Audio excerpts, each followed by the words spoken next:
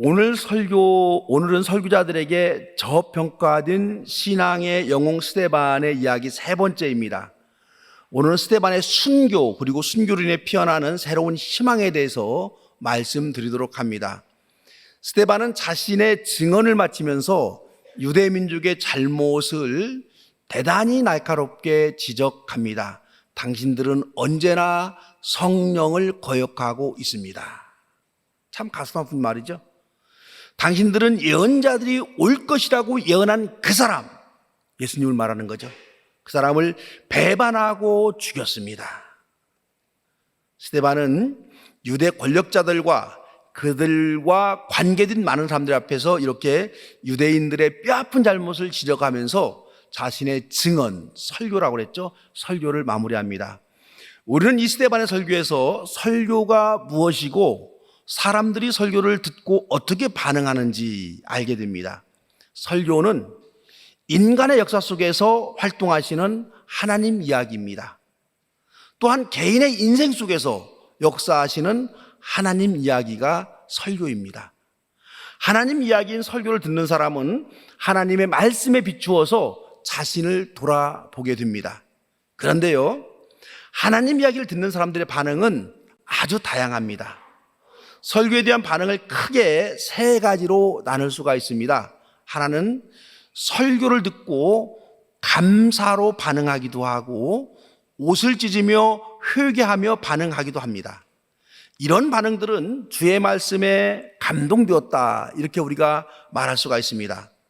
하나님의 은혜 속에 살아가고 있음을 깨닫고 하나님께 영광을 돌리고 잘못된 마음과 삶을 회개하며 자신의 믿음과 삶을 성찰하는 반응, 이런 반응을 보인 사람들을 우리는 귀가 열려 있는 사람, 마음이 열려 있는 사람, 깨어 있는 사람이다, 이렇게라고 말할 수가 있습니다. 설교를 듣는 가장 좋은 태도입니다. 이런 점에서 다윗은요, 아주 좋은 평가를 받고 있습니다. 나단이라는 무명의 선지자가 다윗이 부하의 아내인 밧세바를 취한 그의 잘못을 신랄하게 비난합니다. 상황을 살펴보면 다윗에게 그냥 회개하시오, 이렇게 말한 게 아니에요. 나단 선지자는 다윗 왕에게 부자와 가난한 이웃 이야기를 이렇게 들려주면서 다윗이 고개를 들 수 없을 정도로 창피를 주릅니다. 그러면서 회개하라고 말하는 거예요. 대신들은 다윗 왕에게 불합리한 방법으로 회개를 요구했다고 핑계를 얼마든지 대서 나단 선지자를 처단할 수도 있었습니다. 하지만 나단의 지적을 받은 다윗은 기꺼이 그의 말을 하나님의 말씀으로 받아들이고 용서를 빌고 눈물로 회개합니다. 이런 점에서 다윗은요, 설교자들에게 참 좋은 평가를 받습니다. 설교를 들으면서 자신의 마음에 합당한 말씀을 들으면 감사로 반응하고, 자신의 말씀을 찌르는 그런 말로 들리면 성찰하고 회개하는 마음으로 받아들일 수 있어야, 그래야 우리가 그리스도인이다 라고 말할 수 있습니다. 두 번째 반응은 이와는 정반대로 하나님의 이야기를 듣고 분노하고 화를 내는 적대적 반응입니다. 자신의 생각과 자신의 신학적 사고가 다르게 설교하면 속이 상하고 설교자에게 불만을 나타내기도 합니다. 특히 일상의 삶을 말하면서 반성과 성찰을 촉구하는 설교를 들으면 자신에게만 해당하는 특별한 설교로 받아들이면서 반응을 보이는 분들이 계십니다. 이런 분들은 자신이 듣고 싶은 설교, 자신이 원하는 설교, 자신의 생각과 행동을 합리화해주는 설교만을 듣고 싶어 합니다. 듣고 싶은 것만 듣기 원하는 사람들은 하나님의 말씀에 자신을 맞추는 사람이 아니라 자신에게 하나님의 말씀을 맞추는 사람이다, 이렇게 볼 수가 있습니다. 신앙에 연조가 좀 있고 믿음의 깊이가 있다고 평가되는 분들은 오히려 이런 면들이 발견이 됩니다. 이 좀 곤란한 태도입니다. 그 헤롯 왕이요, 좋은 예입니다. 예수님 당시 헤롯 왕은요, 동생의 아내를 자신의 아내로 취합니다. 세례 요한은 이런 헤롯의 잘못을 공개적으로 지적하면서 비난합니다. 그러자 헤롯 왕은 세례 요한을 감옥에 가둡니다. 사실 즉각 죽이고 싶었습니다. 하지만 많은 사람들이 세례 요한을 선지자로 알고 존경하기 때문에 즉시 죽일 수는 없었습니다. 그러다가 자신의 생일날 춤을 추면서 자신을 기쁘게 한 수양딸, 이 수양딸의 요구를 핑계 삼아서 세례 요한의 목을 쳐서 쟁반에 담아 가져오도록 합니다. 하나님의 말씀을 듣고 반발하고 말씀을 전하는 주의 종들을 적대적으로 대하는 태도, 이런 태도는 설교를 듣는 나쁜 태도라, 이렇게 말할 수가 있습니다. 세 번째 반응은요, 하나님 이야기를 듣고 무관심한 무반응이 있습니다. 하나님의 이야기를 들어도 감동받지도 아니하고 분노하지도 아니하고 아무런 감흥이 일하지 않는 사람들이 분명히 여러분 있습니다. 설교를 듣고 이렇게 반응이 없는 사람이 사실은 가장 큰 문제인 거죠. 하나님의 말씀을 듣고 분노하고 화를 내는 사람은 오히려 꺾여질 수가 있고 회개할 수 있는 기회가 있습니다. 하지만 하나님의 말씀을 듣고도 무덤덤하고 전혀 반응이 없는 무반응의 사람은요, 사실은 하나님과의 관계에서 병이 든 사람입니다. 예수님은 말씀을 듣고도 반응하지 않은 사람들을 향해서 말합니다. 너희는 피리를 불어도 춤을 추지 아니하고 애국을 하여도 가슴을 치지 아니한다. 이런 분들은 신앙에 큰 병이 드신 분들이다, 이 생각하면 듭니다. 여러분은 대체적으로 어디에 해당되는 것 같아요? 여러분 스스로 1번, 2번, 3번 생각해 보세요. 하나님의 말씀을 듣고 감사로 반응하고 아멘으로 반응하고 성찰하는 마음으로 반응할 수 있기를 주의 이름으로 축원합니다. 저 개인적으로는 목사의 설교를 듣고 따지고 더 설명을 요구하고 문제가 있다고 지적하는 분들을 참 고맙게 생각합니다. 이런 반응을 보이는 분들 때문에 제가 더 긴장하며 설교를 준비하게 되고 제가 설교자로서 더 성장할 수가 있습니다. 오늘 본문에서는요, 스데반의 설교를 들은 청중들의 반응은 격분해서 스데반에게 이를 갈았다, 이렇게 이제 표현해 놓고 있습니다. 유대 사람들이 스데반을 듣고 크나큰 적대적 반응을 보입니다. 이들은 마음이 찔려서 스데반을 증오하고 스데반을 향해서 이렇게 전투적이 되어버렸습니다. 하나님의 말씀을 듣고 마음이 찔리면 제가 어찌해야 하겠습니까? 이렇게 하고 고개를 숙이면 됩니다, 여러분. 말씀이 우리의 배부를 깊숙이 찌르면 진짜 주님의 음성으로 들을 수 있어야 됩니다. 그래야 하나님의 은총을 받게 됩니다. 베드로의 설교를 들은 사람들은 그랬습니다. 베드로가 말했습니다. 너희가 죽인 예수가 하나님의 아들 메시아였습니다. 그 말을 듣고 백성들은요, 우리가 어찌해야 하겠습니까? 이렇게 하면서 베드로에게 요청을 했습니다. 그날에 3,000명이나 베드로의 설교를 듣고 회개합니다. 그런데 스데반의 설교를 들은 지금 사내들인 공의의 사람들과 거기 모인 유대인들은요, 전혀 다른 반응을 보입니다. 대단히 그릇된 반응입니다. 마음이 열린 사람에게 잘못을 지적하면 이때는 서로가 은혜를 받습니다. 하지만 마음이 닫힌 사람에게 잘못을 지적하면 양편 서로가 상처가 됩니다. 이런 측면에서 볼 때 스데반의 설교를 들었던 사람들은 마음이 닫힌 사람들이었습니다. 청중들은 극도로 흥분해서 분노하는데 정작 설교를 마친 스데반의 모습은요, 성령 충만한 모습입니다. 스데반은 자신을 향해서 역으로 반응하는 사람들에게 말합니다. 보십시오, 하늘이 열려 있고 하나님의 오른쪽에 인자가 계신 것이 보입니다. 스데반은 청중들의 반응과 관계없이 자신이 하나님의 말씀을 바로 전했다, 이런 확신이 있었습니다. 스데반은 최선을 다해서 말씀을 전하고 그 결과에 관계없이 성령의 충만함에 사로잡혀 있었습니다. 스데반의 이런 모습들을 우리 믿음의 후배들이 좀 배웠으면 합니다. 제가 참 좋아하는 말 중에 하나가 진인사 대천명이다, 이런 말입니다. 최선을 다한 후에 하늘의 뜻을 기다리자. 이 말은 우리 그리스도인들의 가슴에 새길 필요가 있습니다. 우리는 어떤 일을 하면서 너무 결과와 열매에 연연합니다. 주의 일을 할 때 최선을 다했다면 그 최선을 다한 것 자체가 열매이고 결과입니다. 나중에 따라오는 보상은 있으면 좋고 없어도 그만입니다.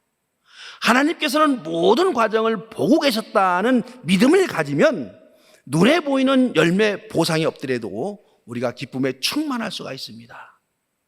가끔은 여러분이 저에게 논리적 모순을 발견하기도 할 겁니다.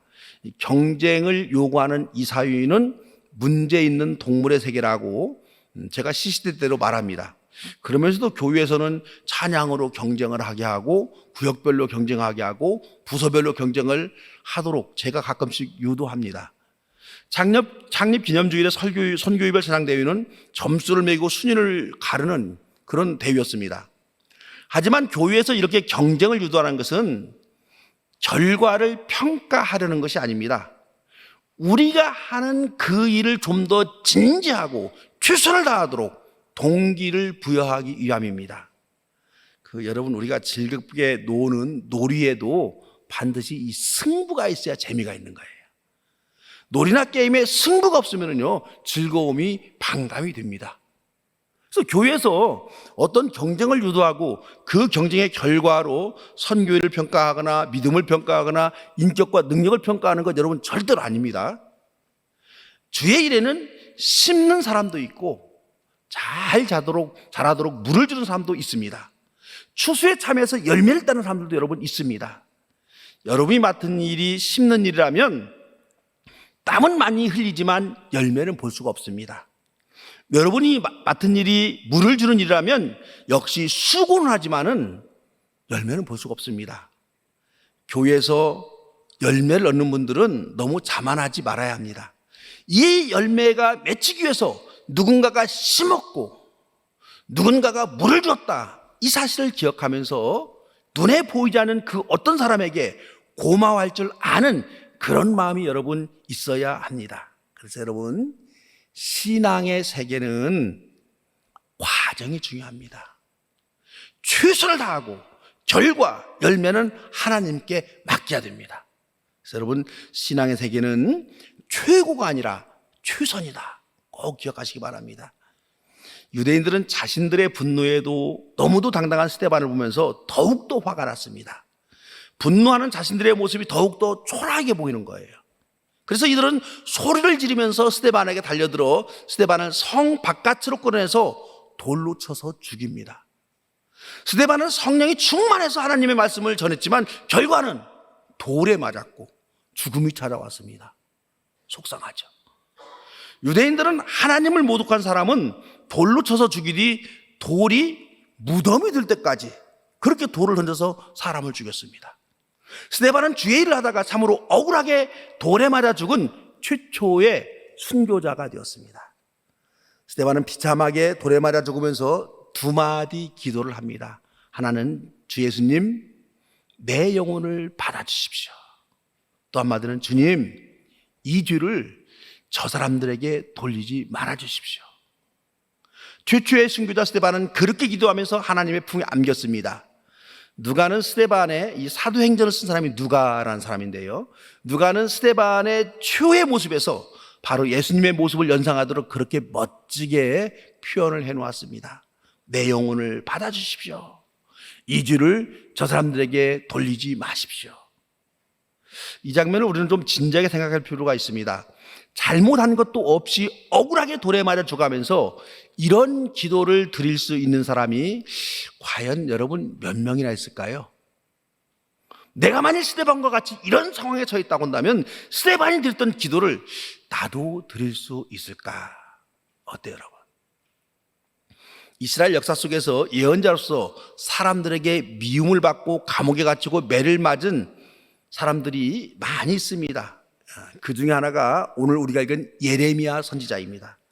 그래서 예레미야는 하도 매를 많이 맞아가지고 이 예레미야 예언자의 별명이 눈물의 예언자이다. 눈물의 예언자. 잘한다, 잘한다, 그리 말해야 듣기 좋은데 예레미야는 너희는 곧 망한다. 너희는 곧 포로로 끌려가서 비참하게 될 것이다. 이런 말을 갖다가 이 왕에게 백성들에게 하는 거예요. 그러니까 이스라엘 백성들이 좋아할 리가 없습니다. 그래서 예레미야는 관원들에게 미움을 받고 백성들에게 미움을 받아서 천덕꾸러기가 되었습니다. 예레미야는 하나님의 말씀을 전하다가 백성들에게 매를 맞고 옥에 갇히고 온갖 박해를 받을 때마다 하나님을 원망하고 불평합니다. 이 나쁜 의미에서 불평과 원망이 아니에요. 인간적으로 정직한 감정을 표현했다, 이제 그런 의미에서 원망하고 불평했다, 이렇게 말합니다. 너무도 예언자로 살아가는 것이 힘들어서 다시는 하나님의 말씀을 전하지 않겠다, 스스로 그런 맹세까지 합니다. 여기서 우리는 구약의 예레미야 선지자와 기독교의 스데반을 서로 비교해 볼 필요가 있습니다. 말씀을 듣고 청중들이 예레미야와 스데반에게 폭력적으로 대했다. 이 점에서는요, 청중들의 반응은 동일합니다. 예레미야 역시도 말씀을 전할 때마다 모진 고초를 겪어야만 했고 억울하게 고통을 당해야만 했고 오늘 말씀에 보면 감옥에 갇히게 됩니다. 스데반은 하나님의 말씀 때문에 죽음 앞에 섰습니다. 그런데 이 두 사람들의 반응, 청중들의 반응은 동일한데 이 두 사람들의 반응은 너무너무 다릅니다. 예레미야는 하나님 앞에서 억울함을 호소합니다. 스데반은 하나님 앞에서 담담하게 그 죽음을 받아들입니다. 그리고 화해와 용서를 간구합니다. 이 점이 기독교 선교자들과 구약 선교자들이 분명하게 다른 점입니다. 스데반은 자신을 돌로 치는 저 포악한 사람들을 충분히 용서하며 주님 품에 안기셨습니다. 스데반은 예수님이 보여주신 담을 허는 사랑을 실천한 신앙의 위대한 영웅입니다. 담을 허는 사랑은 사람의 힘과 능력으로 할 수 없는 그런 사랑일지도 모릅니다. 그래서 성령의 역사가 있어야 이런 위대한 사랑을 할 수 있다. 성경은 그렇게 말합니다. 바꿔 말한다면 이런 위대한 사랑을 하는 사람은 바로 성령의 사람이다. 이런 말입니다. 그러나 우리 그리스도인들은요, 힘은 들지만은 담을 허는 사랑에 목표점을 두어야 합니다. 그리스도인이 바라보는 것은 대가가 있는 사랑이 아니라 대가 없는 희생적 사랑입니다. 그리스도인은 담 안에서 서로 사랑하며 행복하게 사는 것, 그것에 여러분 만족해서는 안 되는 거예요. 담을 헐고 담 밖에 있는 사람들과도 사랑하며 살아갈 수 있어야 합니다. 이 담을 허는 사랑을 예수님이 보여주셨습니다. 그리고 예수님을 따라서 기독교의 최초의 순교자 스데반도 이 사랑을 실천했습니다. 오늘 본문을 여기까지만 보면 여러분 좀 슬픕니다. 순교는 주님께 영광이 된다. 아무리 그래도 죽음이라는 속상함이 여러분 분명히 있습니다.